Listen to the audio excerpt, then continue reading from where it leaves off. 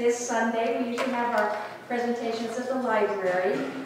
My name is Jeannie Buchanan, and I'm on the board of the Friends of the Library, and we are the group that sponsors these different presentations. Tonight we are really excited to have, she just told me, the Cougar Lady. She's asking my title. We have Beth Pratt with us tonight, and she is the California Regional Executive Director of the National Wildlife Federation for California.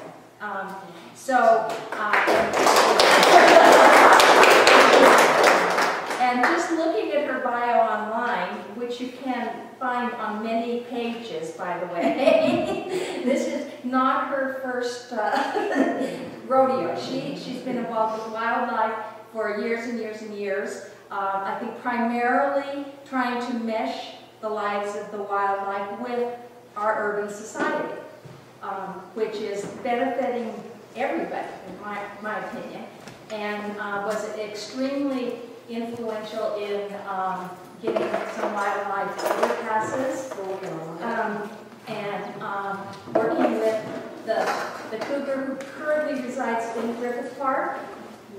22, maybe you've heard of him. And I'm sure we will hear of him tonight too, and more stories. So, yeah, we would like to present you with a bag from the Friends of the Library. Thank you. And also year's membership. Right. So if you can just fill in this information and give it back to me, then we are very pleased to have you. And I'm no further ado, I introduce Beth Pratt. Thank you. You know, I really love talking to libraries because, you know, so much of my youth was spent in my local library. My mom volunteers for the library. She worked for a library in the past too, and you know, it was that early encouragement from librarians and pointing me in the right direction. And I just remember sitting in the libraries looking at wildlife books, or I was really into Stephen King as a kid. And, you know, didn't tell my mom to pull the Stephen King, you know, novels off the shelf when I was young. But yeah, I have such fond memories of local libraries. And I think, you know, the work that we do, as conservationists or scientists, or you know, like me. So it's always fun to talk to libraries. Although I'm not in a library, I wish I could be there, although I'm distracted by the books. But I do have the best job in the world that you talked about. Again, my official title is California Regional Executive Director for the National Wildlife Federation. And it is, I oversee all the conservation work for the National Wildlife Federation just for California. There's 6 of me across the country. We have 6 regions. The NWF is a national group. But I'm the only one who oversees one state as a region, but I'm still the biggest region because it's California. So, but some of you, did you read Ranger Rick as a kid? Yeah, okay, that's the National Wildlife Federation. So we're one of the oldest and largest conservation groups. I read Ranger Rick as a kid. So it's really fun to sort of now work for the National Wildlife Federation because again, like Ranger Rick really influenced me to get into wildlife. So, but you know, you brought up that I work with wildlife, sort of that coexistence. How do we get wildlife and people to work, you know, together? But that was not where I started. I came up in the traditional mode of conservation, which is you put people here and you put wildlife here, and the two shall not mix, and you don't have the hormones, you know, all of that stuff, which I have just turned on its head these days. So much so, you know, a lot of my peers who are traditional scientists think me quite heretical sometimes. But what I've really come to understand, and it's through the story of P22, is that that's not going to work. Indeed, it never really worked all that well scientifically, or even not just scientifically, but socially. And what I'm going to talk about tonight is the mountain lion story, and you'll see a bunch of the, you know, how it's working well coming out through the P22 story. But I work on other urban wildlife projects too that we're trying the same thing. It doesn't just have to be with mountain lions. Because, you know, my first jobs until this one were all in very remote wilderness areas. I worked in Yellowstone, I worked in Yosemite, my home is used right outside Yosemite, but I spend most of my time on wildlife conservation in cities now, which if you had told me that maybe 10 years ago, I would have laughed at you, like, there's wildlife in cities? You know, what are you talking about? This, you know. But scientifically, we need to change because the number one threat to wildlife worldwide is loss of habitat. It's not climate change, although climate change is a big piece. It is a loss of space. And we are not setting aside any more national parks, right? We're continuing to build. Absent a change in human condition, we're going to continue to develop the heck out of this planet, unfortunately. So we're going to have to start learning to share our spaces. And as you'll see with P22, he's adapting. It's usually us who have a hard time with that. And we're going to have to start being comfortable with mountain lions in our backyard and coyotes in our yards if we want wildlife to continue. And scientifically, it doesn't work. You know, the old mode of conservation was, you know, you put aside a Yosemite or a wildlife refuge, and you put the wildlife in there, and check, they're saved. Even our best protected places on the planet, you know, Yosemite or Yellowstone, wildlife isn't doing that well. And it's because, you know, a friend of mine, the author Mary Ellen Hannibal, I love her quote, "Nature doesn't work without connection." What we now know is wildlife, both large and small, need connectivity. These genetic islands we've created are not working. So you'll see a lot of what I just talked about through the story of P22. But he's really the one who got me involved in this. I read about the story of P22 in 2012. I had just moved back from Yellowstone and had started this job. And really it started on more traditional, you know, wildlife projects like the one in Yosemite, just remote areas. And I read in the LA Times that there was a mountain lion living in Griffith Park, and I was like, there is no way that's true. You know, fake news wasn't a term at the time, but I probably would have used it.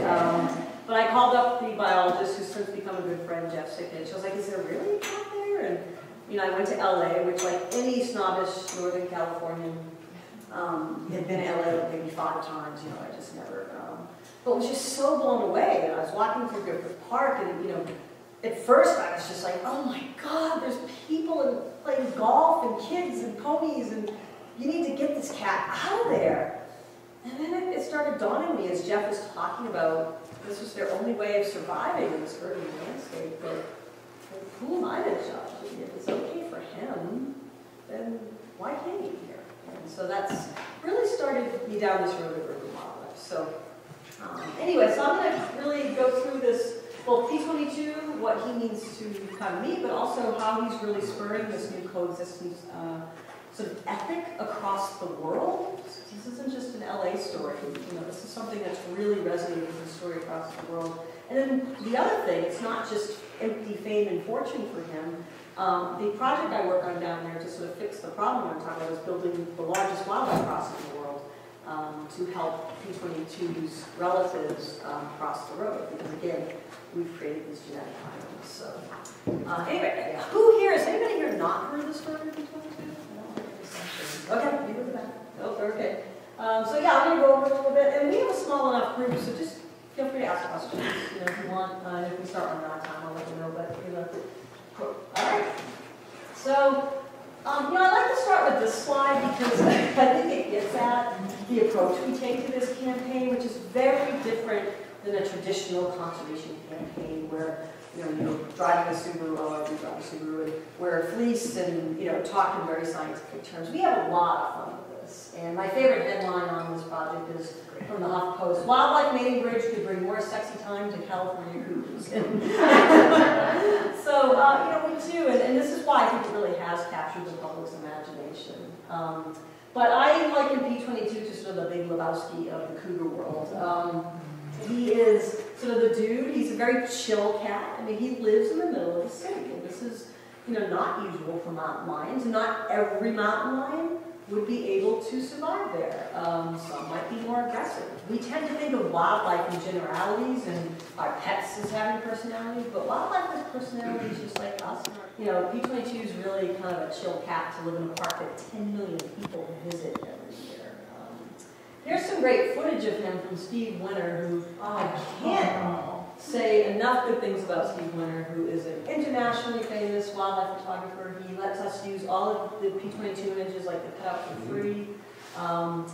But yeah, that was some footage from one of the trail cams. And what you usually don't see with mountain lion photos is the lights of the second largest city in the world. And that's something, you know, when I do a talk on other wildlife, then I'll show a lot of shots of wildlife in places where people are or lights. And I was asking, like, when you're looking at something like this, does it kind of make you a little uncomfortable? Because we're all trained to want to put wildlife in very natural settings. And again, it's really us who put that. Nature has to be perfect for them.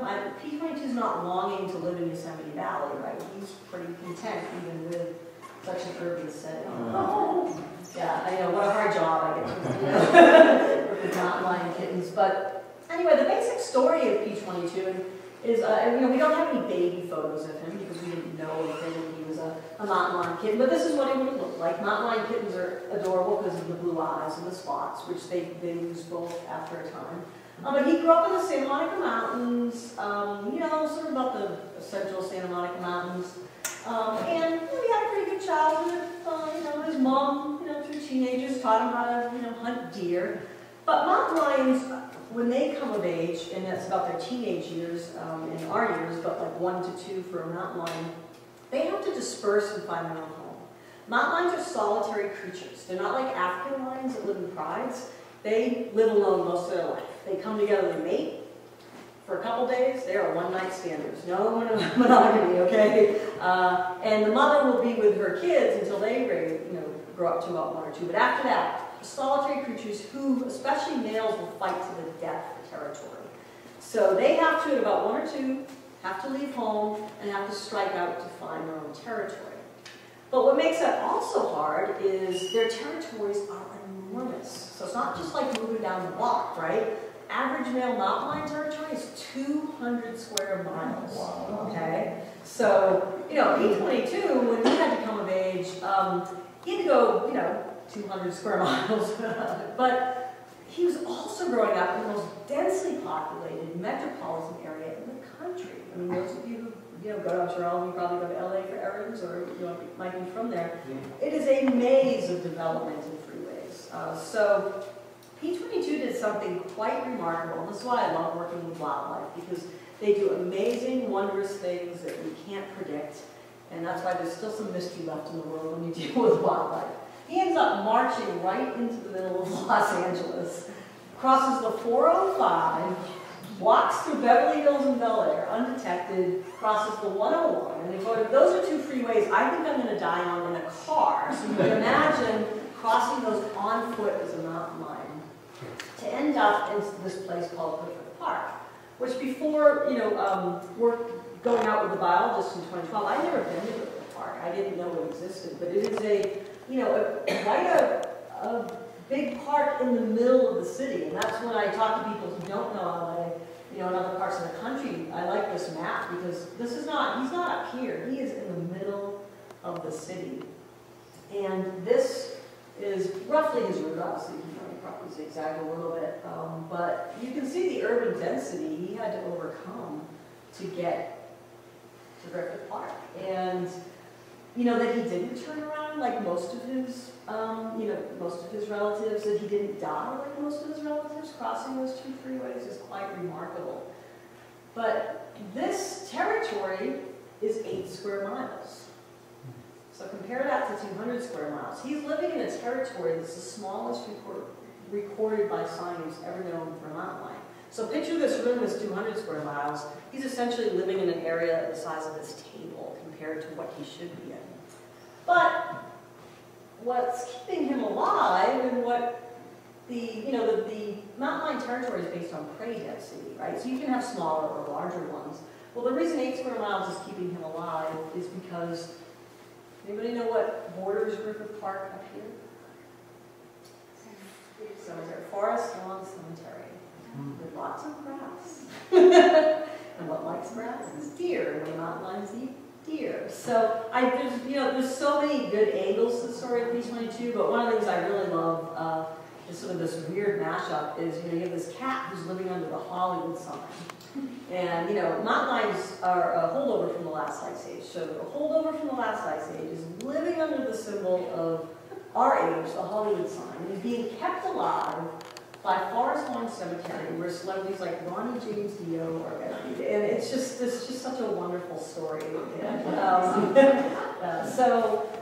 plus you also have all these houses around Griffith Park with gardens that, again, are keeping a deer herd alive that A, hasn't had a predator for 100 years, and B, has all this green that normally wouldn't be there. So it's a great story, you know, from any way you want to tell it. This is an aerial shot of Griffith Park, if you don't know it. So this is the 134, you go up this side of the 1, and the 5 is here. So he's essentially just trapped there. So how do we even know he's there? How many in this audience have seen a mountain lion?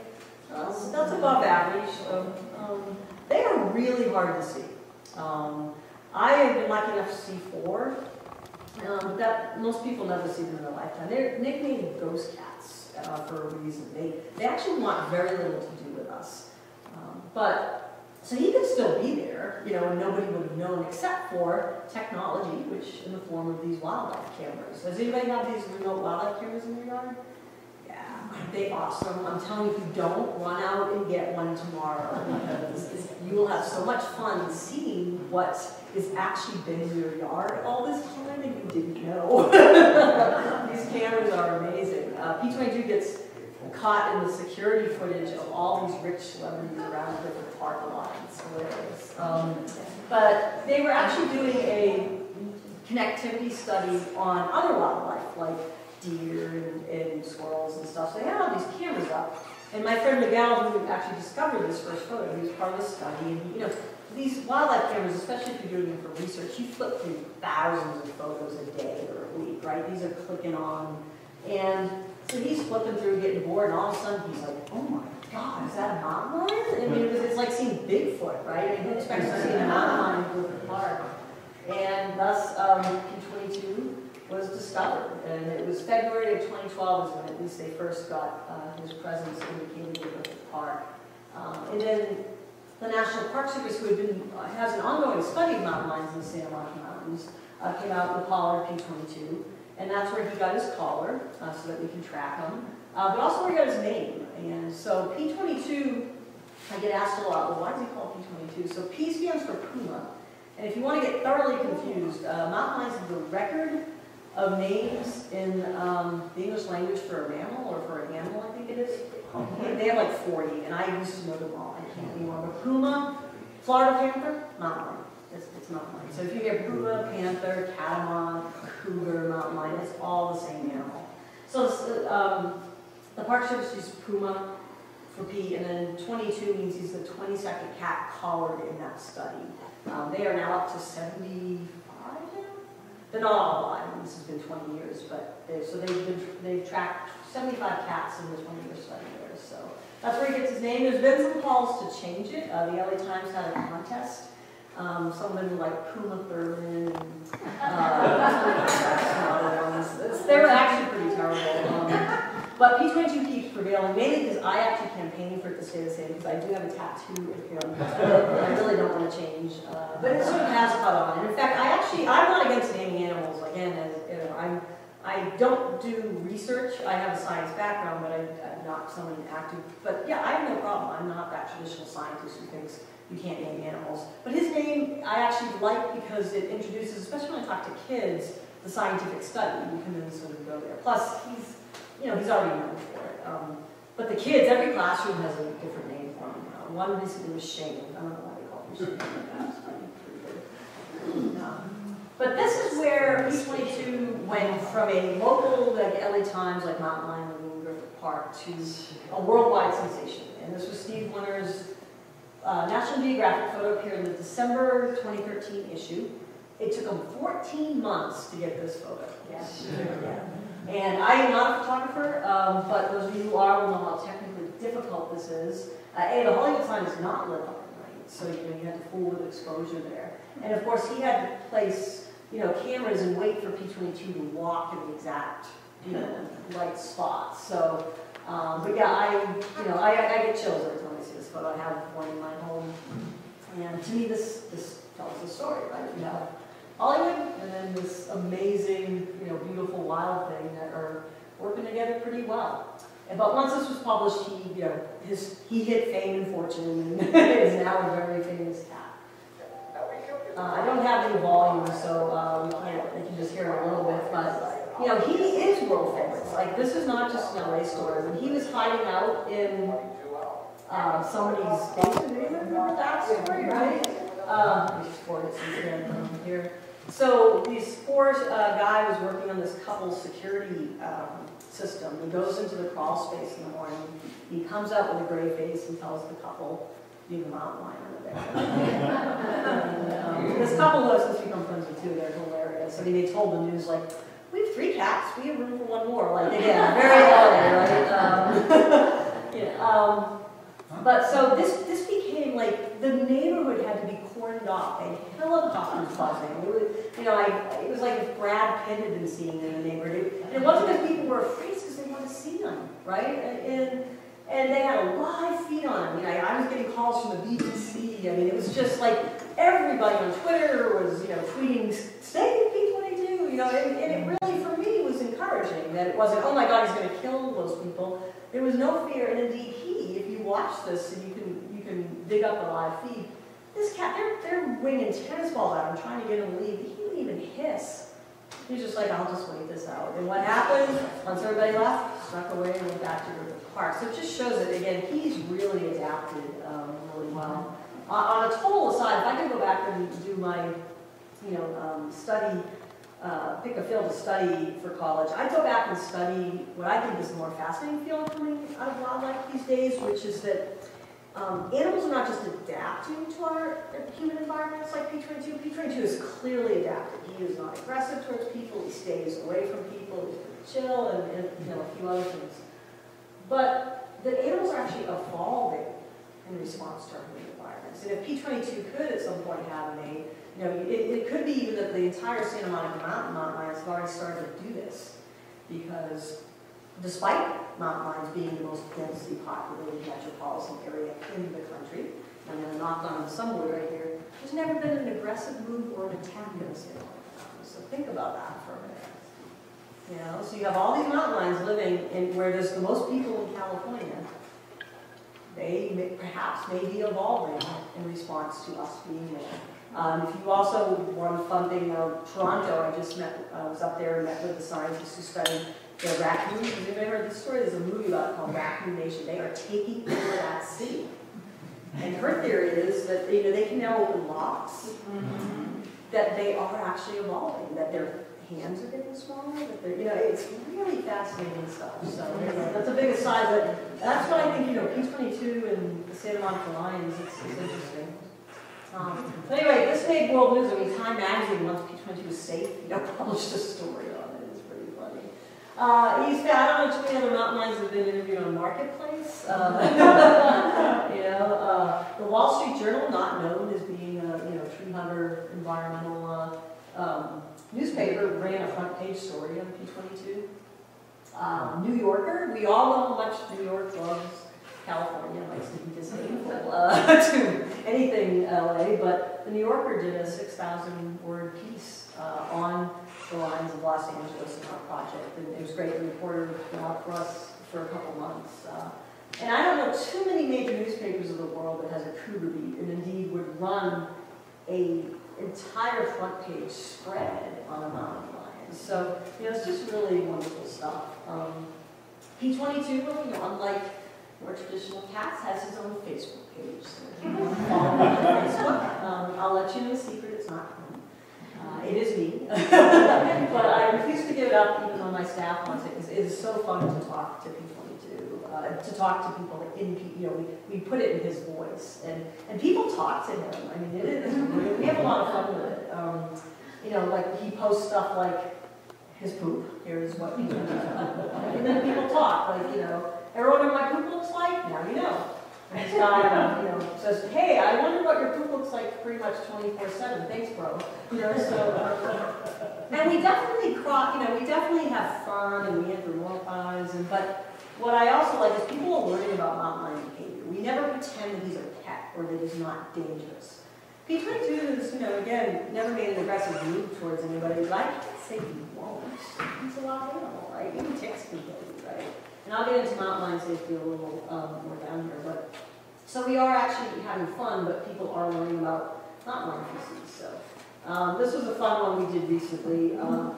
We did a poll, who's hotter, Brad Pitt or P22. P22 won. And we're trying to get Brad get to appear at one of our festivals because he lives right outside Griffith Park. So I'm like really calling Brad out in the news interview I did these days. Like, Brad, P22 trashed you. You gonna let that stand? So hopefully Brad will like it when it's nice. And then yeah, I mean, people are very concerned about his love life too. I mean, what is sad about P22? I mean, we celebrate him. He made this amazing journey. He's living in this place that most wildlife wouldn't make it, but doesn't have a girlfriend. Probably never will. So I think he's probably done the math, and like some of us, single bachelorhood isn't so bad, right? And I have deer, and okay. But people are very concerned about his love life. We did a Tinder account for him with one Valentine's Day. This is LA Magazine proposed a love match for him. He's got, like most good celebrities, in Hollywood, hangs out with other celebrities. That's Rainn Wilson, who did a really funny PSA for us, James Cameron, Ed Begley, and then I just had a blast. Met Adam this last year, I guess. Adam's just a big P22 fan. He was telling me these jokes, I couldn't stop laughing. Not one. And then my favorite actor, we just gave a P22 plush to Viggo Mortensen last year. So, it's kind of fun. But for me, the celebrities are kind of fun to help get the word out about the campaign. But this is what I love, is that the people of LA identify with him. They see him as part of the community, as theirs, right? And the cutout has been a really effective tool because what's interesting about trying to protect and work with and get the public to protect an animal they're never going to see. Some animals are easy. Try to protect turtles. Most people are going to see a turtle or a frog in their life, but most people never will see them out in the wild. So the cutouts really worked well to connect people to an animal that normally they wouldn't have access to. So people write letters to him. And then I think, to me, the biggest indicator that we were on to, not just P22 being famous and that people had fun with him, but that we were seeing a value shift in LA was the koala incident. Anybody remember the koala? Yeah. So P22 decided to munch on the cutest animal in the world, which is a koala. The LA Zoo's in Griffith Park, if you're not familiar with it. And so I get a call like one early morning from the biologist. Like, he did what? What? I never in my conservation career thought I'd have to do a statement to the press on a mountain lion in Los Angeles who ate a koala. I mean, it was just something like, so this was really interesting though, because as, we got our statements out and the press was coming in, we were just wincing like, oh God, this could be bad, right? This could, at this point, I mean, California is very mountain lion friendly. It has the best protections of any state in this country. I mean, California is the most wildlife friendly state hands down, but it's the only state you cannot have mountain lions for sport. That's by Prop 117, which was passed in 1990. But there is a provision if a mountain lion does prey on your livestock or even pets, you do have the right to apply for what they call a depredation permit. So the zoo at this point had the legal right to kill them. Okay, so it was a little, like, oh God. But what happened? It was LA. And there was a couple voices early that were like, oh my God, see, he's dangerous, get him out of there. That were shut down by everybody up to Mayor Garcetti himself. The zoo came out and said, we're sorry. Our fences weren't big enough. The LA Times ran an editorial, like, P22 belongs here, the koala. The Australians got in the game and posted on this page that, they have so many koala. Come on and visit and help them with their koala. This guy, I don't know who he was, but he did this Photoshop that he posted and shared. This is a little, I don't know if you can see, a little koala angel going up to heaven. And he put, I love you, P22, us just say koala. So this was interesting, and it wasn't just me who noticed, the world noticed, and both the Washington Post and the New York Times was like, wait a minute, what's going on in LA? I mean, they're okay with a dangerous predator there. Like, they're not just okay, they're not saying he belongs here. And I think that's, to me, the real story behind P22 and the good it's doing.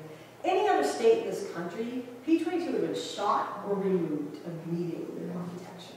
I mean, you read the articles of, mountain lion, roams into Omaha or other places, shot immediately, no questions asked. That is the policy.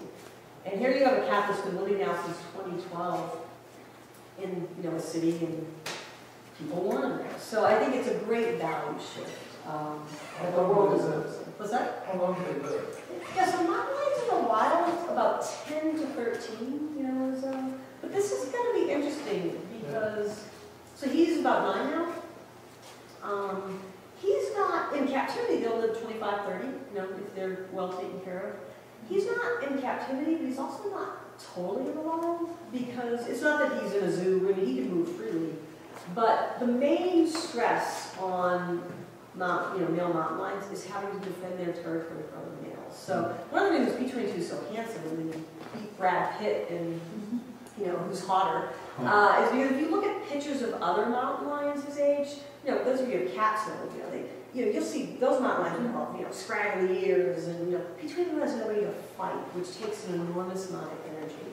So if I could guess, if he can avoid the other perils of Earth, whether there are many, I mean, rodenticides I could give a whole talk on, you know, he avoid, you know, he still could get hit by a car, he does go out on the road sometimes, but if he can avoid those, he may stick around a little longer because doesn't have to use as much energy as some of his male, you know, counterparts. So it'll be interesting to see.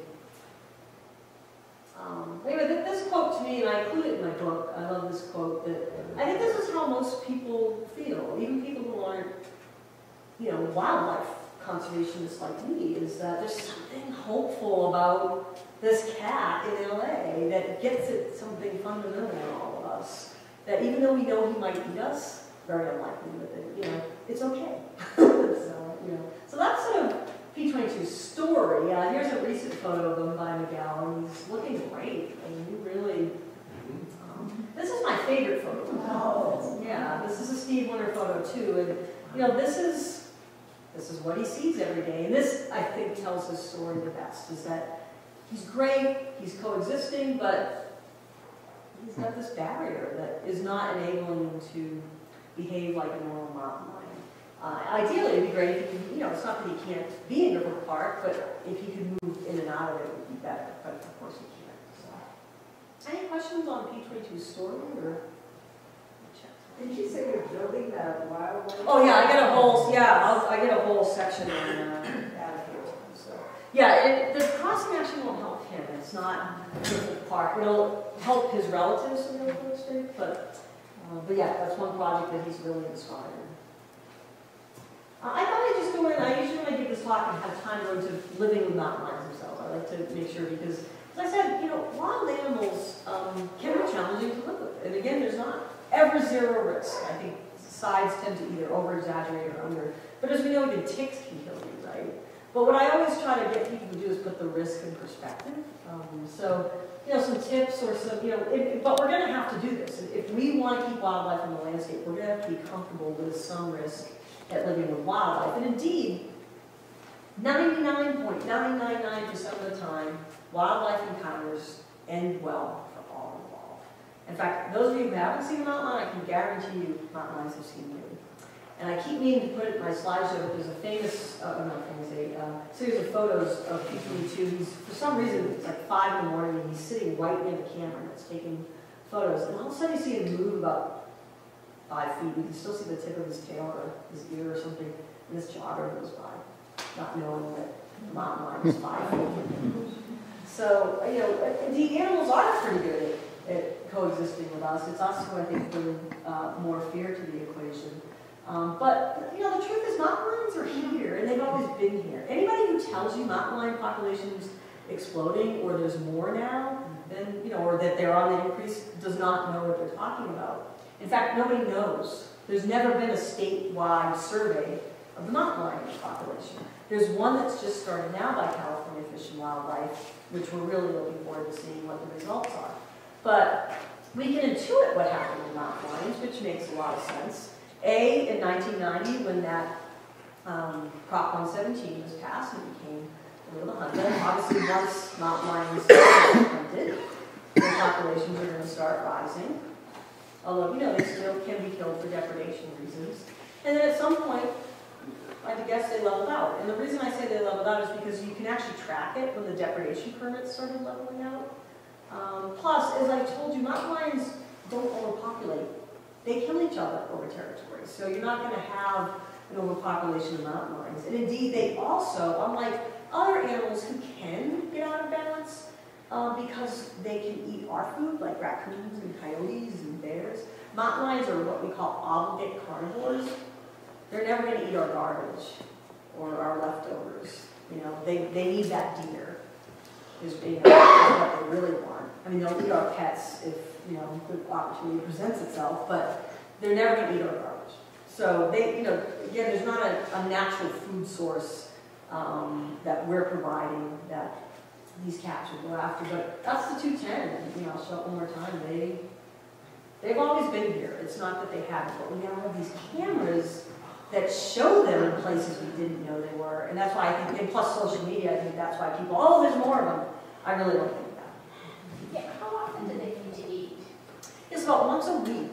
The typical mountain lion will kill a deer, and that's really what they want. Anything smaller is just not worth their energy. But they do eat it. They eat bobcats, coyotes, you know, house cats. And again, I have 5 dogs and 2 cats. I wouldn't feel, you know, devastated, of course, but if they were killed. But, you know, if your pets are unprotected, mountain lion is, you know, to him it's food. But mostly deer. They really want deer. So they'll kill a deer and stay on that, you know, sort of as a meal for about a week, and then move on. And that's why mountain lions also, they don't have like dens they go back to, like, you know, they use that entire 200 square miles. So mountain lion will stay a week on a deer and then maybe go 20 miles that way, or, you know, or 5 miles that way. They will sort of use their whole territory to secure food. So you're saying it's munching on that on deer for? Yeah, about a week. They'll lunch on a deer for a week and then move on. Do they finish it off or? Most of it, they won't lick it clean. I mean, they start with like the stomach, you know, that area, all this, the stuff you'd start with, like the seeds and stuff. And then, you know, I've seen like coyotes on a mountain lion carcass after mountain lions are done. There's still some stuff left. They don't sort of pick it dry. Like I said, they're here. They've always been here. We just have better photos. These are the only photos not in the Santa Monica Mountains of mountain lions that I have, but I love these. I think this is Colorado. This is, you know, just a cat the door. I love that one. Cat in a tree. So, you know, but what is interesting we've learned from the Santa Monica Mountain Lion study is, you know, they have over 100,000 GPS points. And even though the mountain lions are using our areas and moving through those, I forget what the exact percentage is, but it's something like 97% of the points are a kilometer away from any human activity.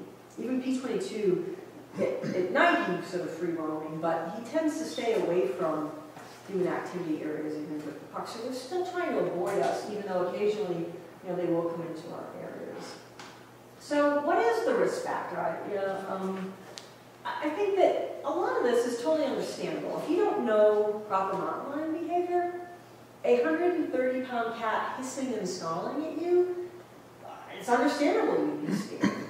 But that situation I just described, you're probably actually in no danger. The mountain lion is probably telling you, I want to get out of here. As I told you, mountain lions are called ghost cats. They're also extremely stealth predators. If you watch videos, I hate watching it, if you want to Google, they take down a deer, it's the element of surprise. That deer doesn't even know what hit them. They have special nerves in their teeth to tell them when they hit the kill point. That deer goes down, boom, it's over. Once the element of surprise is over, usually the deer is not interested. So when you hear people say like they feel like they're, you know, there was that video where people were filming the mountain lion watching them saying they were being stalked. Probably weren't being stalked. Chances are, if a mountain lion is going to attack you, you probably won't know much about it. That mountain lion is probably curious. In fact, that group that filmed that, I think it was a group of people. I've never heard of a mountain lion attacking a group of people, you know, especially full-grown adults. So, you know, and that's why I think I don't, you know, shame these people. It's more education. If you learn about proper mountain lion behavior, then a lot of these things you won't feel as threatened by. It's like, you know, when I started hiking as a teenager, learning more about the weather so that every cloud wasn't a thundercloud, you know, it's like, oh, okay. It's just, you know, learning to read wildlife can really help you feel better, and a lot of people feel better. So there was no way around it. They have to eat meat, and they can't go to In-N-Out Burger like we can. again, they do have big teeth. It is not, if you're going to be attacked by a mountain lion, they are capable of doing a lot of damage. They're not, our little cats. One thing you should know that, again, can help you be safe, they are mostly active at night. They hunt, really active from, dusk to the early morning hours. I was out with Jeff Sickett tracking a cat in the Malibu area, and so we're at like 2 a.m., about to head out on the trail, and there's these people with headlamps on and a dog wanting to go night running, and we're like, now, I am a trail runner, and I do it. I mean, it's not 100% safe all the time, but you're really pushing the boundary if you're going to go trail running at night. So, there's just activities if you're in mountain lion territory that you can minimize your risk. They are active at night. So right there, if you bring your pets in at night, your livestock in at night, you have just almost taken most of the risk away from a lot of things that are unsafe. Mountain lions can also jump extremely high. A mountain lion can jump from a standstill 15 feet. Yeah, it's amazing. So that's why the LA Zoo's 6 foot to 8 foot fence was not going to take that long. So if you have livestock or animals, build your fence higher if you're going to rely on the fence for protective activity. There are other solutions. I would build a 15-foot fence around them. But if you do have a small area, I have I'll show you when I get to it. But anyway, that's one thing you should know as well. This is the 98%. This is the point I was talking about. And again, mountain lions are not waiting in the woods ready to jump out on us. They're just not. They really are keeping to themselves most of the time. I'll skip that. And then again, the risk is just putting it in perspective is so low. So LA County alone, and I think the number for the entire state of California is about 3,000 deaths a year by automobiles. So think about that, 3,000 deaths a year by automobiles for people. And in the whole state of California, since 1986, fewer than 20 people have been attacked, and there's just been 3 people killed. Now, of course, it is terrible when somebody is killed. I don't want to, but this really puts the risk in perspective, that if you are worried about your safety, mountain lions should be at the bottom of your list. I think even death by stepladder accident is higher. So, a state of 40 million people, 20 people attacked. And I think that's 20 people in the last 100 years, too. It's not just since 1986. So, very low risk. Either of you. Back to I happen to know one of the 3 that died. I used to live in San Diego. I'm sorry. And Iris was bird watching. She was by herself up in the Cuyamaca Mountains. She didn't know what hit her. He came from behind. She was very short. She was only about 5 feet tall. And he attacked her and scalped her. And then, I don't know if it's San Diego or what, but the mountain lion that was just killed last month that attacked a little boy, 4-year-old, and he was in a group of 11 people. That was odd. And then when they went to find, previous to that, the week before, a cat, and I think it was the same one, had stalked mountain bikers. And the son was behind, and the mountain lion was coming up behind him, and he felt something, and he told his dad. And his dad said, "Go on," and the dad got off of his mountain bike, and he put the mountain bike up towards the cat, and the cat left. Well, after the little boy was attacked, when the Fish and Wildlife went to track the cat, it was a she. She actually came towards them, and they shot her. So, do they know anything about that strange behavior? Good. Do you want to say something about it? Yeah, I was in San Diego, that's where I saw cougar and Cuyamacas. Oh, yeah. Before that happened. But, so then I became obsessed, because the cougar was not in the least bit intimidated by me or my 2 daughters in terms of leaping up and down, making all the noise possible. So we backed away. But then I got, I got to learn more. So there actually was a book published specifically about research that was being done on the mountain lions in Cuyamaca, because they thought there must be some genetic thing going on. Because they were threatening young children, there were all sorts of incidents that were happening. Following, Before and after, Yeah. in the Cuyamacas. So they did this very extensive study, and they found that no, there's nothing genetically different about these cougars. And then they surmised that the problem for this particular area was that cougars had become habituated to so many people that, oh, there's some children waiting for the school bus. Okay, that's possibly something to look at. So I don't know if you've read that. I haven't, you know, Yeah. I haven't, and I'd be interested in it because I think, you know, a lot of scientists are trying to get when attacks, the rare attacks do occur. And I'm sorry, I've actually never had anybody in the audience who knew somebody who, it is terrible. That's why again, I think, size tend to either over-exaggerate or under. I mean, it is a terrible thing when somebody's killed by any wild animal, right? Not just mountain lions. And I think that, sometimes environmentalists don't respect that we don't want anybody down.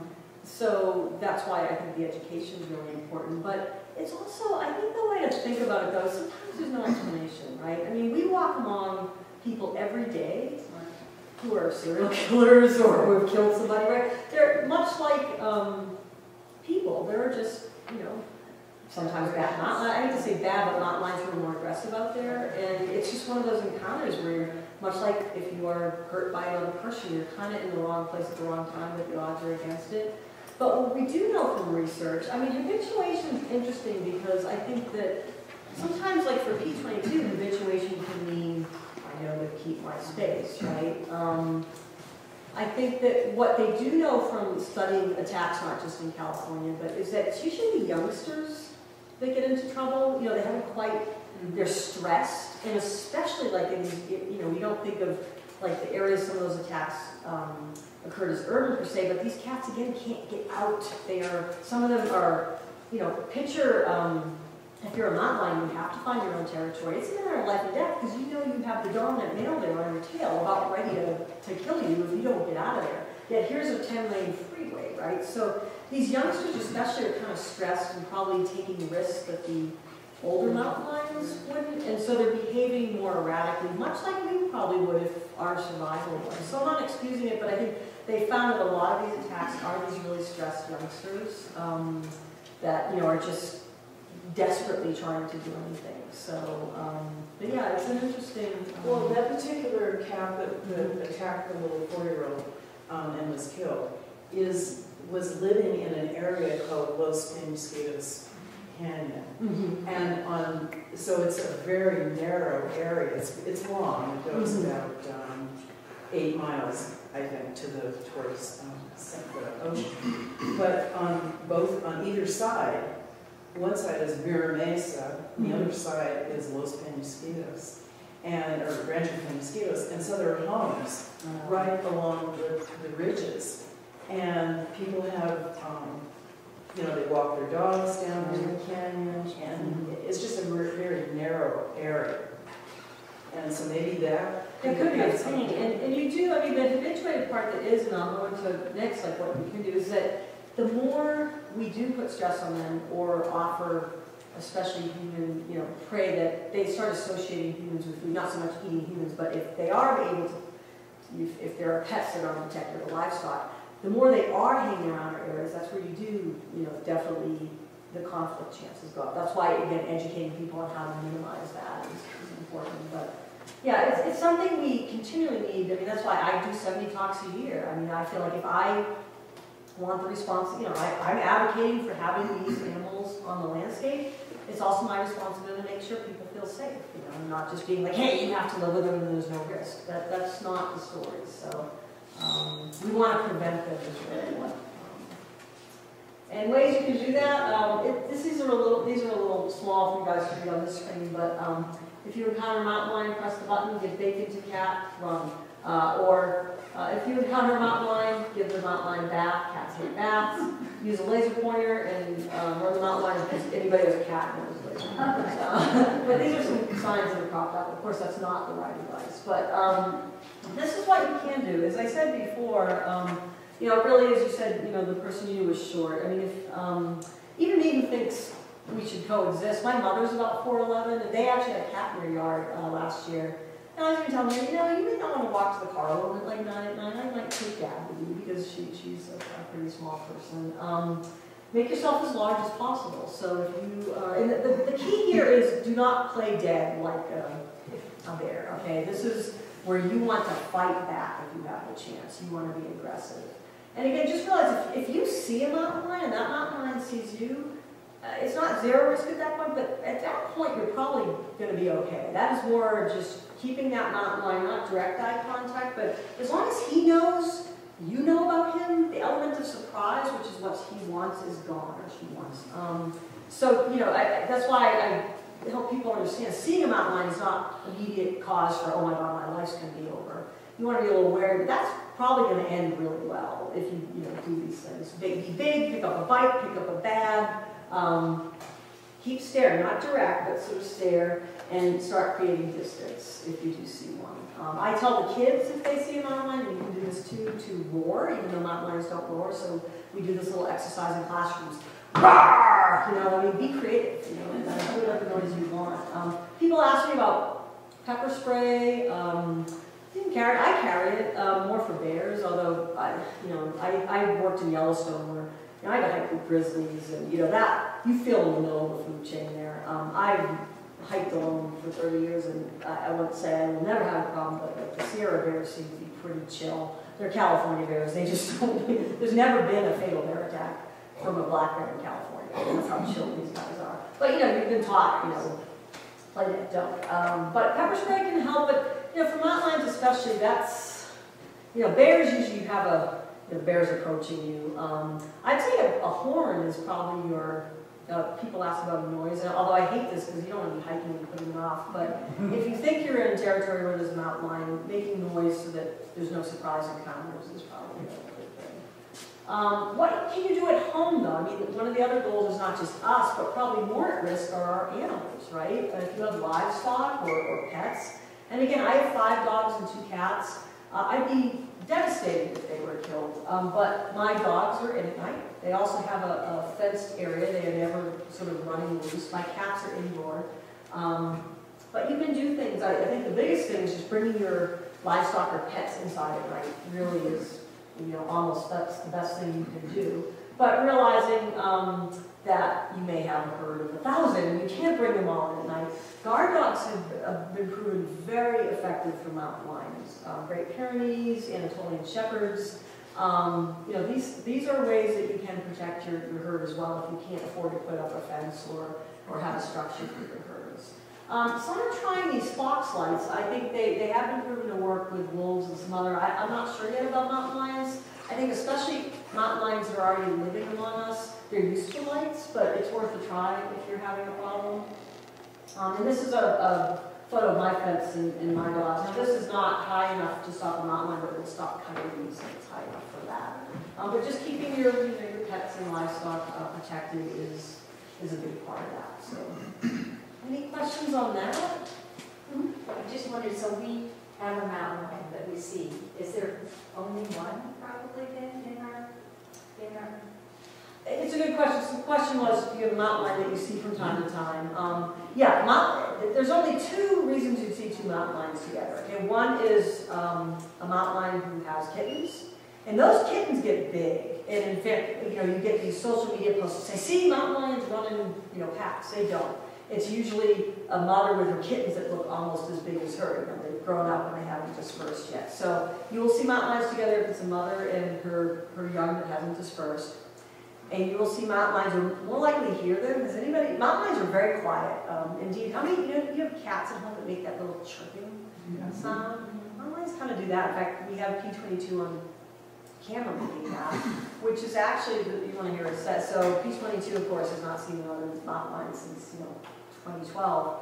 But Miguel has him on camera making that little chirping sound, which is really code for "is anybody out there?" So he hasn't given up. But when mountain lions are mating, that is the only time they are not quiet. In fact, it sounds like somebody is being murdered It is a woman screaming, so if you can Google it and listen to it. But that's the only other time you'd see two together, or I guess if they were fighting, but, you know.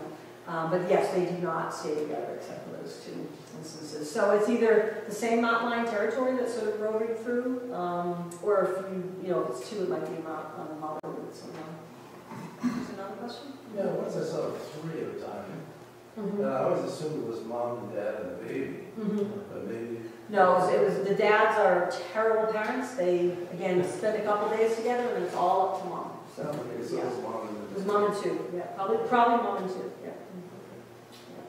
Yeah, they're not, mountain lions will never get dadded. And they weren't all the same size though. Yeah, I mean, you can have, obviously the youngsters will be smaller than mom, or some youngsters grow, some grow differently, so. It would be pretty unusual to see unrelated, together. I've listened to the noise, and Oh, it's yeah. quite surprising. If I heard, I'm a hiker, if I heard that, I wouldn't have associated it with the I know, cat. no, you wouldn't. But do they make any other sounds? I hear the chirping, I mean, they growl and hiss, they purr.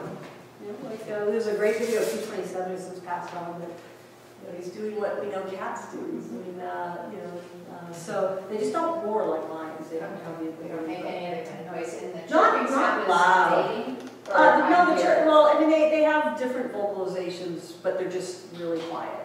Unlike, they meow, I mean, like our cats.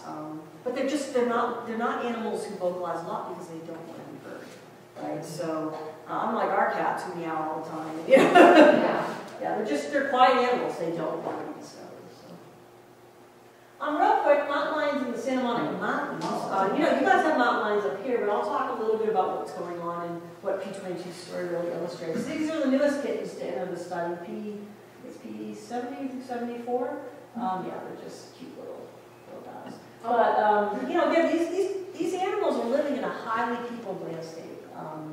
And this was a great story. The cyclist. This was Mulholland Highway. And I got to interview the cyclist. Again, it's why this campaign in California is so fun. This guy was the chillest person I've ever met. He's a stock trader. Why he's so chill about mountain lions. He's telling me about this encounter. He's like, yeah, I was biking and I saw this deer up there. I was like, oh, the poor deer got hit. And I'm like, oh, I think that's a mountain lion on top of it. I should probably stop. Like he told it exactly that. And this car took this picture. But they're living among us in ways that, like cats up where I live in Yosemite are not. Having to cross roads. The Park Service has been studying, as I said, since 2002. We know an enormous amount. This is an unprecedented study that the world is really watching because we've never seen how a large carnivore behaves in these urban environments. In fact, LA is the only city in the world that has a mountain lion. It's only one of two super cities that has big cats. Mumbai is the other city that has jaguars. So, we're learning a lot about these mountain lions and how they can coexist or how they can't coexist within the urban core. And this map's a lot of data, but it really tells the story quite effectively. One is all the gray are LA's freeways, okay? And then all these colors are different mountain lion ranges. Here's P22 right here. This is the Verdugo's, Simi Hills, Santa Susana. And then this is the Santa Monica Mountains, Mount Louisiana stuff. So what these years of study just showed and these home ranges indicate, one, that these mountain lions' home ranges are much smaller than they should be. And they are completely defined by the roads. These cats are not crossing at all. And so you have these two, there's more mountain lions than should be here. These territories are overlapping more than they should. So these freeways are absolutely defining these boundaries. What? Sorry, No, it's okay. where's the overpass? Yeah, so the overpass is it's not in yet, but right here. So what this really shows is that this population especially has become isolated from the rest. And indeed, these cats can't get out, these cats can't get in because this 101 freeway right here, the 10 lanes, is an absolute impenetrable barrier.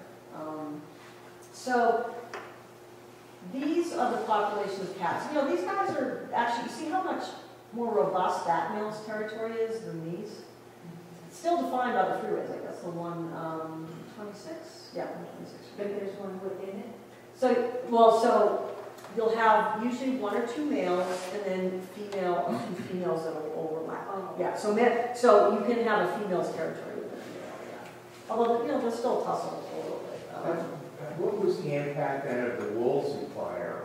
Is it took out a lot of this habitat? I'm going to show you a map. It took out 50% of the open space in the San Juan Mountains and 87% of the federal protected land. It's going to have, it's an enormous impact on the cats that we just don't know what's happening yet. Plus we lost 2 cats as a result of the fire. And this is just another way of looking at it. All the colors are different. You can see these guys are just not coming out. They're trying to though, and most of them that get killed. P22 is the real exception. This was P12.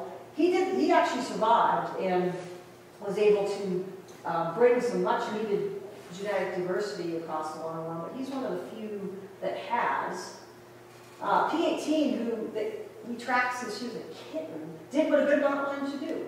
Took off, crossed all this distance, only to be killed by a car on the 405 right near the Getty.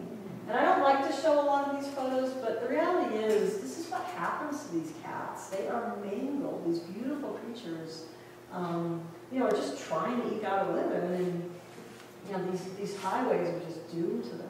This one really hit me hard because I had followed this cat since she was a kitten. Did what a good mountain lion should do, crossed the 101 somehow, got over the 118, 126 a couple times, only to die on the 5. And it was just devastating when we got this call that P32 passed on. This is a young cat that we had not been tracking in the study, but was killed right near the site of the wildlife crossing. And then P39 and 2 of her kittens were killed on the 118. We get asked a lot why we aren't putting the first wildlife crossing on the 118 because more cats have been killed there. And it's one of those statistics you really have to dive into a little bit. 118 is not as big as the 101. More cats also get across. What you see with the 101 is they don't even try. They come up and they turn around. So it's just that cats cannot even get across the 101 or the 118. They're actually more are getting across, but because more are trying, they're getting killed. The good news is P39 had 3 kittens, 2 were killed by cars. The third they didn't know about, but this cat is not dead, it actually was tranquilized. The third one popped up like 4 months later, doing okay. So like happy endings sometimes in this work. Skip the mortality. Roadkill itself though, I don't know, I just get depressed driving around. Like today I, put a lot of miles in and just, the animals, it's not just mountain lions. Animals have an enormous trouble with our roads. Once roadkill's on your radar, you can't stop seeing it. And as you mentioned, the wildfires. The wildfires, not just in LA, of course you have them up here. I've had to evacuate 3 times. We're seeing ecosystem shifts and wild animals having to adapt in ways that they're not used to because wildfires transform their landscape. And unlike us, they just can't rebuild, right? Their ecosystem has been fundamentally changed. You take away the green, the deer goes, the mountain lion doesn't have prey, or the little guys, right? It's wildlife, large and small. So yeah, this is, as you saw from the other map, high mountain lion territory. Look at all that burned as a result of the Woolsey. So we don't know what's going to happen yet. Listen, mountain lions are adapted to fire.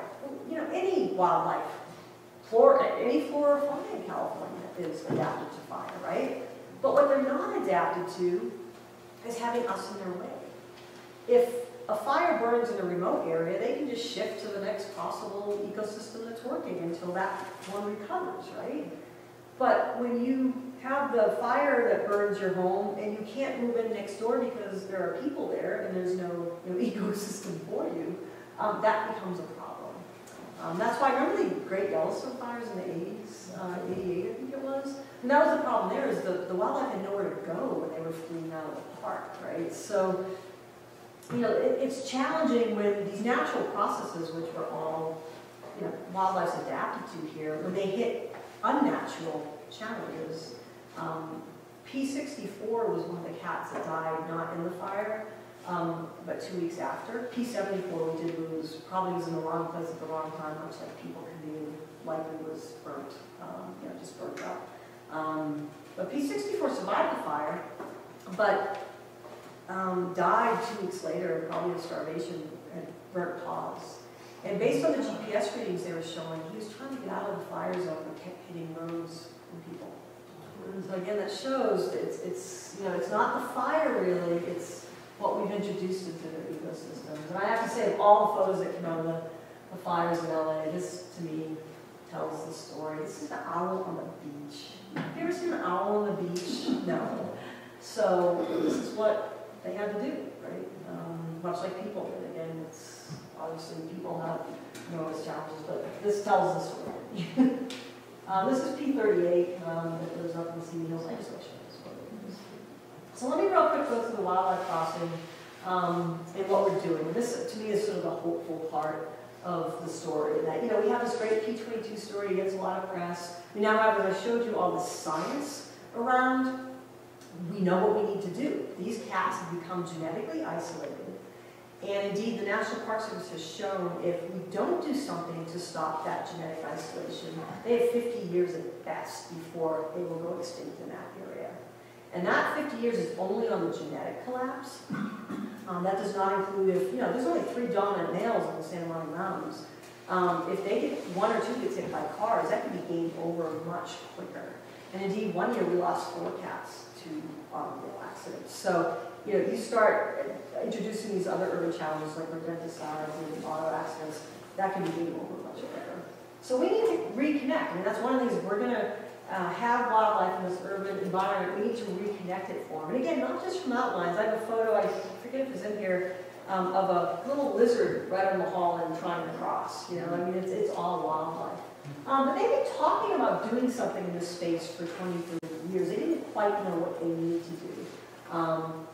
But now, I work with the Park Service and a list of other partners to really bring public awareness. But I did have it. There's a little lizard right there. To connect this for all wildlife. If we had time, I'd show you this video, but I can send it to you. But wildlife crossings are nothing new. They're a little newer to the U.S., although we do have some here. But they really started more overseas in places like the Netherlands. They're way ahead of the U.S. at this point, in Belgium. And you can see they're beautiful. They're not just, overpasses. They are extensions of the greenscape over the highway. This is Banff, has anybody been to the Banff crossings? Yeah, I mean, these are the gold standard on our continent. And I think it's over 200,000 at this point, animals have crossed there. I mean, it's just amazing the way these are built. This is one I visited, and I've toured a lot of them. I've toured the Banff in Colorado. The deer started using it 2 days after it was done. These are some, if you go to Washington State on 90s, Snoqualmie Pass, they're putting in a whole series of them. This is one that's under construction. This is, and that's what it's going to look like once it's done. And this is when I went up to Banff, and it's freezing to death. But we got to see the crossings up there for design, sure. But these are all, these are all the studies that have called for that this linkage that we need to connect is key. Again, it's not just about the mountain lions. This crossing site was also evaluated by scientists from across the world as the best place to put it. And indeed, it's the only place we can put it. It's the last 1,600 feet on the 101 where the space is protected on both sides. I really want to stress, this is not like a traditional migration route. This is the last place they have to cross. And indeed, mountain lions don't migrate anyway, but I mean, it's not that this was a traditional wildlife corridor, it's just all they have left. It's the only option. And this LA Times article just came out, I love the term extinction vortex. We also have the same thing going on in other parts. The Santa Anas is having the same problem. Dr. Winston Vickers is studying that population of cats. Same genetic collapse for 15 and a couple of the other freeways down there. I have a question. So you have the 50-year thing if they're isolated. Why is it that when people go extinct in 50 years, they're isolated? So because of inbreeding, they're breeding, because they can't get out and new blood can't get in, they're dating their family, for lack of a better word. So that genetic collapse occurs over time. We can look to the Florida panther and the exact same problem. The Florida panther actually is starting to show birth defects, which is where, we are at least not showing physical birth defects now, but the genetic diversity measures are approaching that. So it's basically just they're inbreeding and they're going to, at some point, not be able to sustain healthy young people. This is what the corridor looks like. I like this green, and it shows you, it's really connecting a lot of these green, areas. I call this like paradise for mountain lions, Los Padres National Forest, 2,000 square miles of road. And indeed, if the wildlife crossing had been in, 222 might be up there now.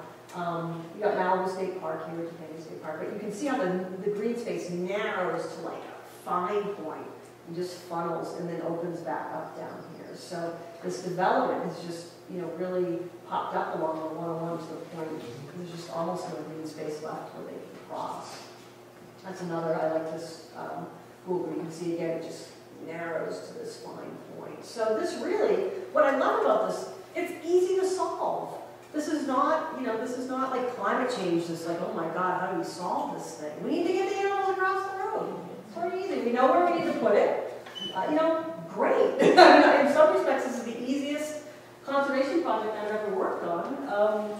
Even though it's a 60, 70, $80 million project, because we know how to fix it. And indeed, we have, 30, 40 years of science around wildlife crossings and what works. So this is the area it's going to go. If you drive on the 101 towards Ventura from LA, this is the Liberty Canyon Road exit, and you can see the wildlife crossings sort of sweep through here.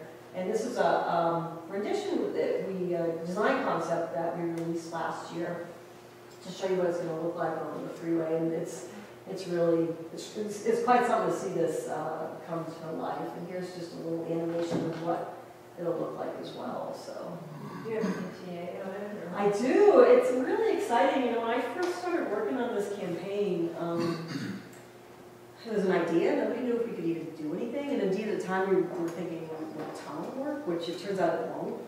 A tunnel to tunnel on the 101, you can't even tunnel it. You have to do what you call a cut and cover. You have to close the freeway and actually open it up, and we'd lose all support for the project if we had to close the 101. So a tunnel would actually be more expensive. And indeed, not all wildlife use a tunnel. We're an overpass. All wildlife will typically use. But so we moved from, can we do it? We got a feasibility study. We had no funding when we started the campaign too. We are now at final design and engineering phase.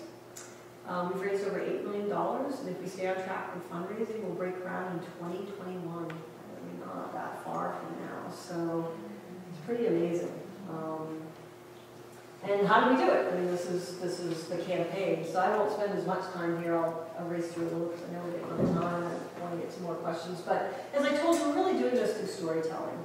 These scientists have been talking about a corridor and the genetic collapse for years.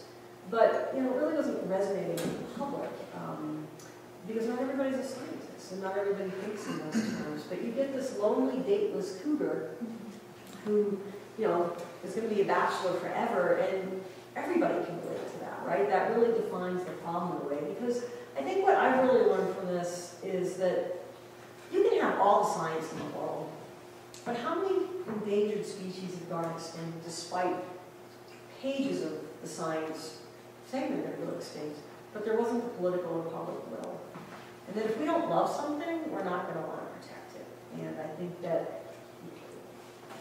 the wildlife sort of conservation field and science in general has done a big disservice, my own organization included, in sort of keeping, not anthropomorphizing animals and keeping them separate and saying you can't build a relationship and really, telling people they had to stick to the right science. I think you need that, and that's such an important part. But we also need stories. And, I didn't get involved in wildlife conservation because at 6 I read science textbooks, right?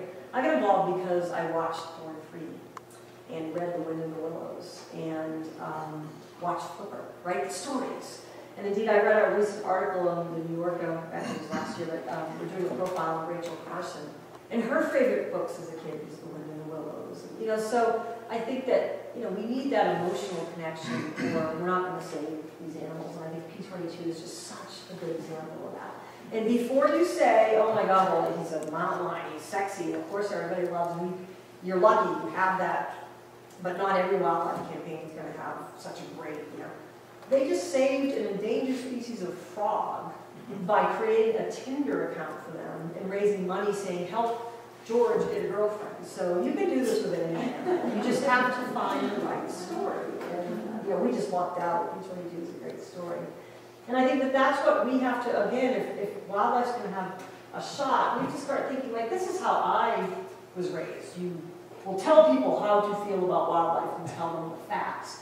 But the fact is, this is how people relate to them these days. They want a personal connection and proximity. And I think that that's why we really need to think about these things. So I joke with people like, if you want, the scientists I work with who are great, I'm like, when you're talking to the public, don't show this. Nobody cares. Show this. You know what I mean? Which do you think is going to get more attention on genetic collapse? This chart or this? Or which do you think is going to make the case for wildlife crossing? Or this or this, right? So I think it's that storytelling which has paid off. And indeed, a lot of our major donors read about us somewhere. Oh my God, you're saving this wildlife crossing. So, and we do creative stuff, like we have a trading card, Cougars Belly trading cards. P22 has his own clothing line that helps raise money. There's a film that was made about P22 and the crossing. We did a VR, I have my book that's out about it. We have the P22 plush toy, which is our newest thing. It's just so cuddly. Kind of like my service animal, I carry them everywhere. But again, all these things not just help raise money, but they help forge that connection. There's crazy people. I'm not the only P22 tattoo, believe it or not. But this to me is hard to do because people are sort of making P22 his own. Kids in schools write letters to him. I did a talk, what was this? And the kids did Valentine's for him. It was Valentine's Day. We have a hip-hop artist who wrote a song about P22 and performed at our P22 Day Festival I'll talk about. For Day of the Dead in LA, they did a shrine of all the animals who were killed on the road. So this, to me, is a success, that this is entering a public consciousness in a way that just publishing scientific reports won't do the job. And indeed, then we get support for the project. This is our first rally. This is some photos from our rally, too. It's just the people are out. So I'm going to skip real quick. Some of our major donors include the Anna Marie Foundation, who really got on board early. Leonardo DiCaprio himself is involved. It's just a sort of a real outpouring of people who just want these animals saved and to reconnect this ecosystem. So let me skip through. Let's go through a lot of this. Oh, the fun part I will tell you about, I hope you all will come, is P22 Day. This is the outreach we do. We had 6,000 people last year. P22 Day is an official day declared by Mayor Garcetti himself. And the festival's in Griffith Park. This year it's on October 19th because 22 does not fall on a Saturday. But this is really fun. You have hip-hop music, but you have 100 exhibits on how to coexist with wildlife.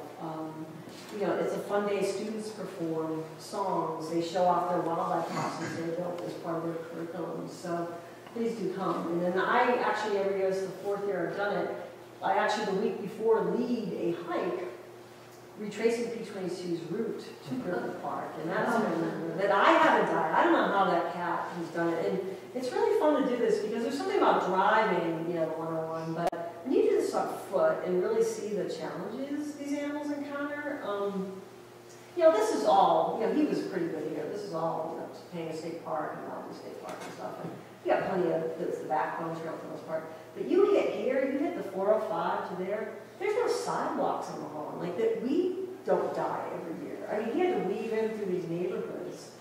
And also that he kept going. Like it's something to, when you, this is about the first view you did of Griffith Park. And every time I stand there, I'm like, what was in that cat's head to say, I don't remember that. I don't know. I don't know why he's like, yeah. How do you know where he came from? Genetics. So they know who his dad was P1, his mother was unknown, but so, this route's pretty, he's from somewhere around here, central Santa Monica Mountains, yep. There's some photos from P22 Day. If I had sound, I'd play you this video of kids reading letters, and there's last year's poster. So this year we have a Summer of Love theme. The artist who does the Hendricks Estate is doing the poster this year. It's actually really fun. Anyway, for me, Californians value wildlife, which is why I'm really lucky to just oversee the state. And we've said that we want them on the landscape, not really for any selfish reasons, but just because they're part of it. And that's what I love about this project is there's no bad guy here. Like, you know, if I was doing this in another state, I'd probably have to be fighting people because of the fear of predators, or we don't want to do this. I mean, California has a value system that I love, and we're going to do this. This is no longer an if, but a when. You know, this thing is underway. Caltrans is working on these final plans. I go talk with them almost every day. I go to, we have our monthly meeting coming up. This is going to happen, and it's not just, again, for California. This has never been attempted before. Wildlife crossing is such an urban setting. And this is going to set a worldwide model for what's possible. If you look at these wildlife crossings like the photos I showed you, you know, they're all in rural areas, right? It's never been done, like right smack in the middle of urbanization. So what to me is special about this too is it's going to show what's possible everywhere. And so thank you for being, I know I'm preaching to the choir here, supportive of wildlife, and I hope you'll all come see the site, or, you know, just get more involved in your own communities too about, you know, it's not everybody has to build a multi-million-dollar wildlife crossing, right? You just being ambassadors for why it's important to exist with wildlife, large and small, is really what's important here, to change that value system for people who might not have it. And as we've shown with P22, it is possible to do that. So I'll take questions, but thank you so much for your time.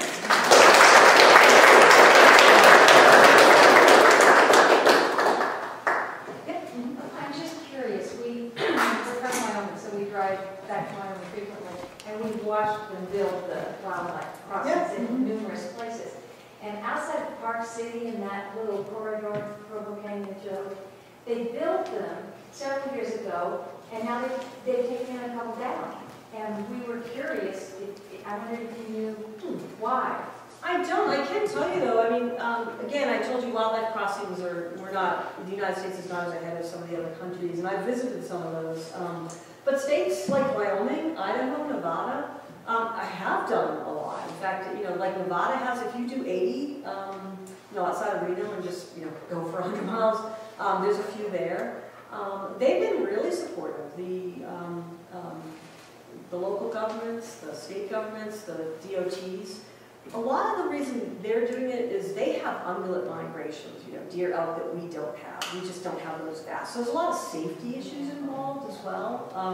That I think is what they more bill those crossings for. But yeah, some of those states have a lot of crossings up and leading the way. I was just curious. I'm not sure about that. I have not heard one was being taken down. I'm curious after listening to you, because I mean, when we started driving there, it was pretty wide open spaces, but there's a lot of population now all along that, and I'm just, after listening to you, I'm wondering if they figured out it was like the wrong place because of it could be. I mean, that's what's interesting about Liberty Canyon. I get asked a lot, well, how do you know they use the crossing, right? And what you see in these places, like, and again, we have a lot of data, like Banff for Wyoming. Sometimes it does take the wildlife a little bit. But once they find out, I mean, word gets out on them. And plus, the wildlife don't want to cross our road, so they're naturally going to seek that out. Plus, you use things like fencing. But in these rural areas, especially, like I said, a lot of these places, some are traditional. If you look at the Path of the Pronghorn in Wyoming, that 1,000-year migration route, and there's a live cam on that. That's pretty cool to watch. That is a traditional migration that they knew. But some of these other places, it's more like, well, we have this highway for 100 miles. Where's the easiest place to engineer it, right? Liberty Canyon is the only place we can put it. And we do have a lot of data, because it is the only protected space. The wildlife are already kind of trying to cross there.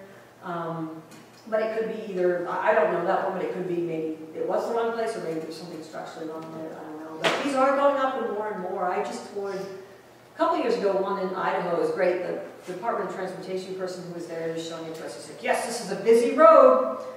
We get 10,000 cars a year. And I'm like, we get 300,000 cars a day in Liberty Canyon. So that's why, I mean, this is unprecedented. It's never been tried in this human interface. So, other questions? I remember something about the koala incident, and that was, I don't remember any calls for killing the mountain lion. What I heard was, and read, was criticism of the LA Zoo. Why were the koalas outside? I remember that was an issue. Why were they in a place that was not protected by fences and whatever? So that's interesting. You see that the blame fell on the LA Zoo for not protecting the koalas. koalas, which is similar to us bringing our animals inside at night. Exactly, and And I I was so happy at that the lion was not victimized. there was Yeah. a little, I mean, there's a little call to either get them out of Griffith Park or kill them. There was a few, but largely no. And you're right. I do want to give, the zoo did take criticism, and they were so supportive that I will say they did apologize and admit, yep, you're right. Our Yeah. fences weren't big enough. We didn't think about it. Obviously, since they actually I think ended up moving the koalas aside until they Exactly. so they really did step up. But you're right. Again, it was just something amazing to watch that value system kick in. That hey, P-22 just thought it was a raccoon. It wasn't that he was more dangerous. It was he was just doing what a mountain lion does. So. I just wanted to ask you, when I first moved here, Iowa was my first, experience living among these critters, and I've been in our neighborhood, and I was captured by neighbors' wildlife cameras. Somebody once said, and it made me feel so much better when they said to me, consider mountain lions like big feral cats. No, Would you characterize them that way, or sort of like they really don't want to be around you, Yeah. They're going to be going the other way when you come along. right. Yeah, I mean, I think, I don't know if I'd make a direct comparison to feral. But as anybody knows, you observe, like, my cats at home, I see mountain lion behavior in it. And I am convinced, I have 5 dogs and 2 cats. If my dogs were bigger than me, my dogs would still kiss me and love me. If my cats were bigger than me, they would eat me. Like, I know that. Cats are cats, right? But I'd say, though, despite the comparison to ferals, the mountain lions, yes, they want very, if mountain lions, you see how big their teeth is and paws, and they can run, they jump 15 feet. If they wanted to eat us, we wouldn't, they would be, right? They really want little to do with us for the most part. So I think that is the way to think about it. And, what I really caution against is you should have a healthy respect for mountain lions. And again, it's not 0 chance of an attack, but it's just the odds are, it's like getting struck by lightning. Have a healthy respect but not fear, and know that for the most part, the encounters are going to end well, or most mountain lion encounters you're going to have, you're never going to know about. That's, I think, the way to think about it. Can you give me an update on P-22's health? Because I thought I heard he had rat poison. Yeah. Lead poisoning or any of that? He did, and I could give a whole talk on rodenticides and rat poison, but that's another thing you can really help with is, that is insidious, and it is killed, I'm going to get this wrong, but it's killed a number of cats in the study. It kills all, owls, coyotes, bobcats, and it's a terrible death. You end up, it's an anticoagulant, and these animals end up suffering and bleeding to death internally. And it's pretty simple, just don't use these rat poisons. There are alternatives. And again, I could do a whole talk. There's a place you can go online. Poison Free Malibu is a great group that has a lot of resources. Raptors are the solution. There's some great innovative stuff now, like electric shocks. If you really do have a problem, traps will electrocute very quickly, the rodents, so that they're not, glue trap, which is inhumane, so they aren't carrying poisons. So, and there's actually right now a statewide bill NWF has supported. We may be banning this statewide soon. So, obviously it'll take some time. So, again, most people, once you find out the effects of this, are like, oh my God, I didn't know that. And most people are, will stop once they know the effects. Because, the pest control companies will tell you, oh yeah, no, the rat just dies in a box. They don't. They eat the bait, they go out, and then the coyote eats the rat. The mountain lion eats the coyote, and that poison's a bioaccumulator, so it gets heavier in concentration because of the chain, and then you just have these animals suffer horrible deaths. But a long answer to your question is yes, P-22 almost died from it. He was looking pretty bad on some cameras. The Park Service went in. They treated him for mange, which they think is a secondary condition that this rat poison weakens their immune systems enough that they can't fight off the mange. And they're seeing this in like bobcats and coyotes. So they treated him topically for mange, but also gave him a shot to try to counter the effects of the rat poison. But he looked terrible. I sometimes have that photo in my talk.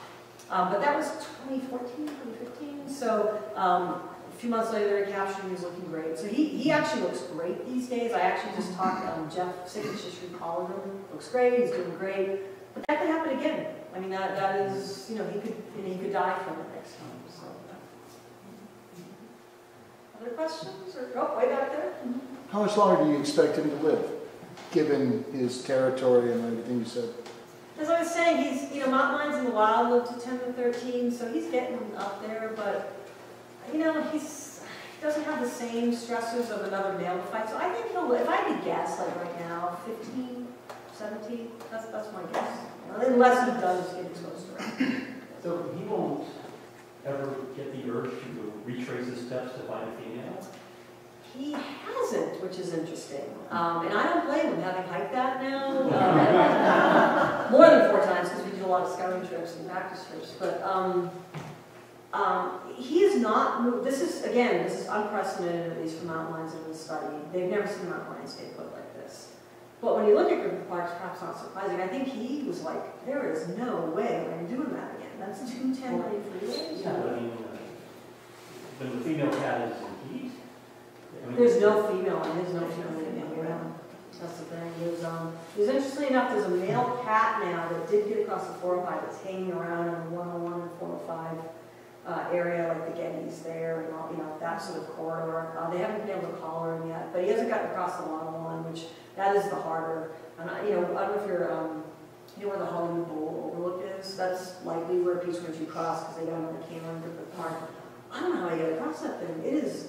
He probably used the bridge, but still, that is all people. That is, the Holland coming down, you have to wind around. So, obviously we can't know what he's thinking. He has not made one move. He's stayed within Griffith Park since 2012.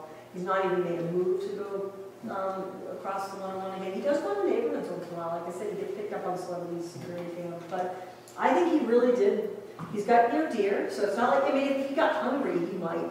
But perhaps for him, the urge to mate is not as strong. He's got plenty of food, and he's probably in his mind made a decision, as much as a mountain lion can make a decision, that I know what I have to face there, and I almost died once. I'm okay, But as I told you, he still is making that sound to see if anybody else finds him. So I can't say he never will leave. Who knows? Again, these cats are unpredictable. But what I can tell you is he's not made a move so far. This is, if the wind was right, and the pheromones, yeah. the pheromones are out there, there's nothing that can stop a male from going after that. Well, I don't know that it's like dogs where it's like this overwhelming urge. No. Although mountain lions do, when they mate, they go at it quite a number of times within that 2-day period. So, yeah, I don't know. It's hard to know what he's thinking, but so far he has not been tempted to leave. And I am not surprised. He's surrounded by freeways and probably I don't know if you guys, if your choice was to stay single, where you had plenty of food and a pretty good life, or run across on foot the 101 freeway to get a date, which would you choose?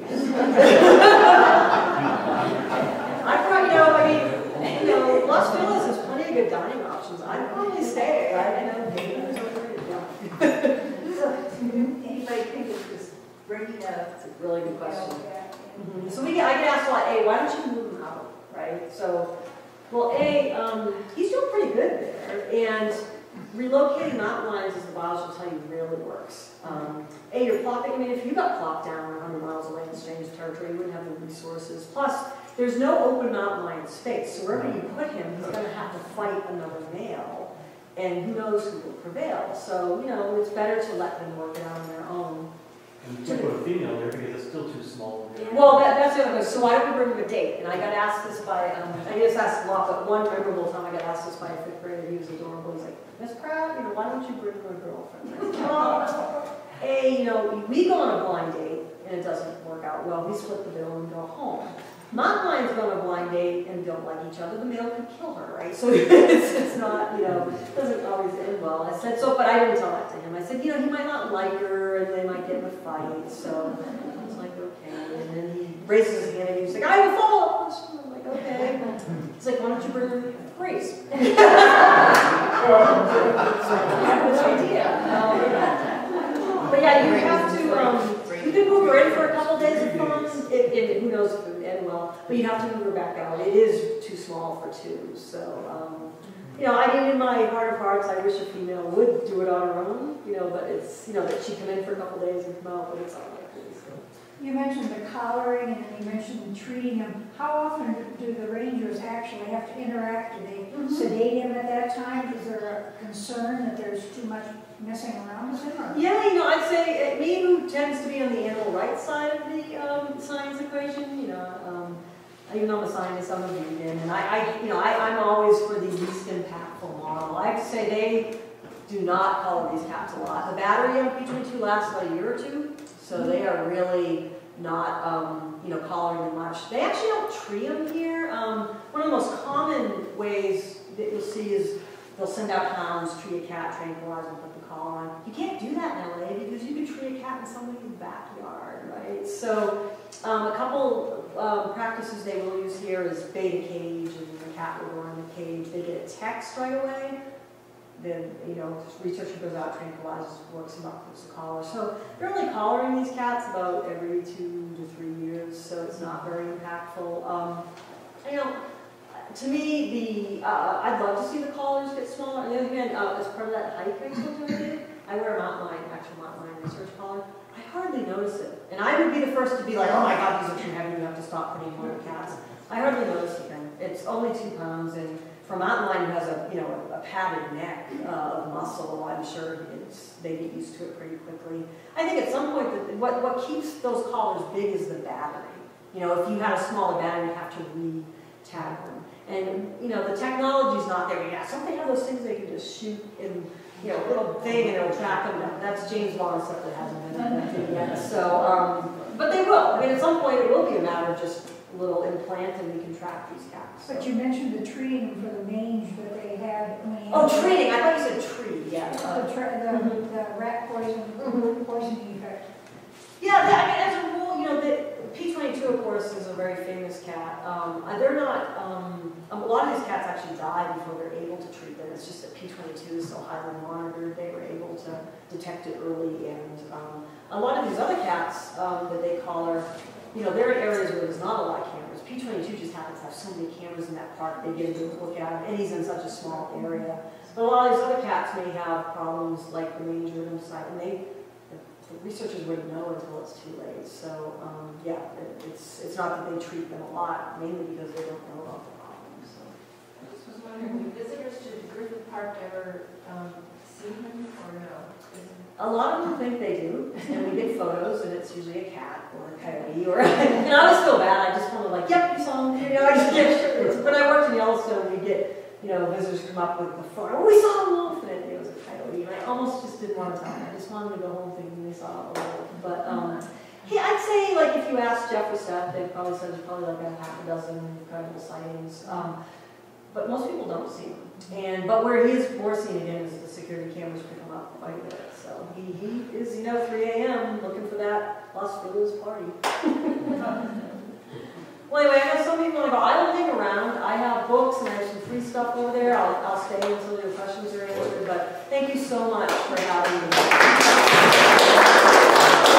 She also has this great photo. Oh, yes, picture photo with P22. You don't always get a chance to get your photo with such a famous cat. Thank you so much. Oh, I know.